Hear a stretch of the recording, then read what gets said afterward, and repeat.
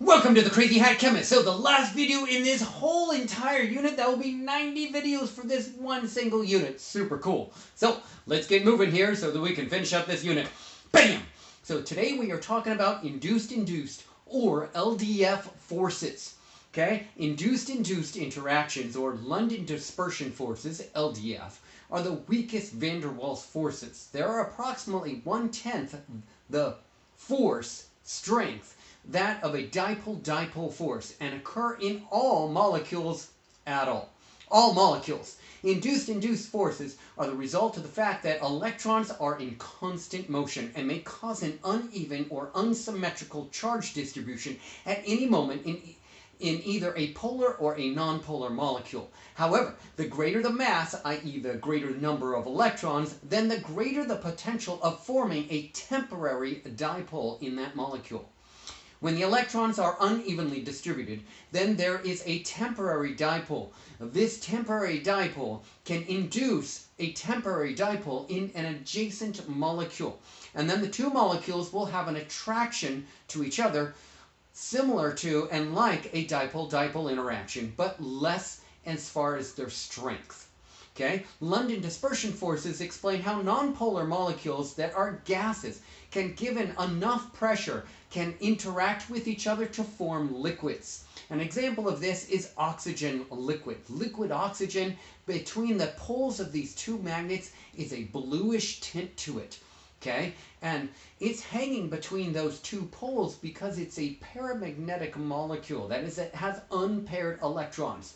Super cool. That is liquid oxygen in between the poles of those two magnets. So let me give you a diagram of what this actually looks like that at the molecular level.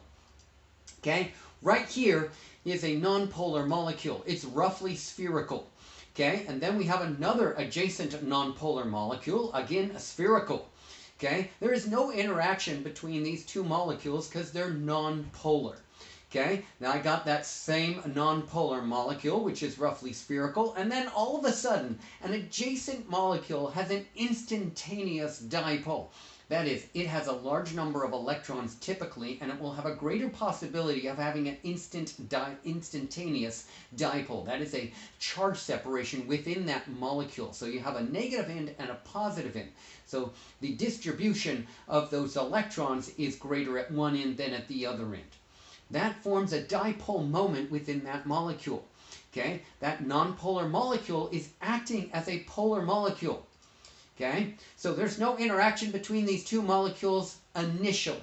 However, with this one nonpolar molecule that has a charge distribution that's acting like a polar molecule interacts with an adjacent molecule, then it will induce a dipole of an adjacent molecule.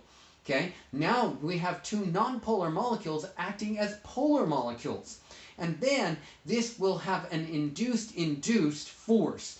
This is similar but much weaker than a dipole-dipole force. And now you will have molecules that will interact. Okay, now other adjacent molecules can be induced to have a similar temporary dipole. And now you have more and more molecules that will interact and form these temporary dipoles. Again, very, very weak force, and this is in nonpolar molecules, and it happens in polar molecules also, but it's still a less of a force. It's not the predominant force. That was the last video in this series, and Jordan, thank you very much for this awesome cheese head hat. Give me a thumbs up if you like the video. Give me a thumbs up if you like the hat. Give me a thumbs up if you're like, finally, 90 videos, and I'm done with the unit. Finally, please subscribe to my YouTube channel, The Crazy Hat Chemist. You gotta love it. Talk to you later. Bye now.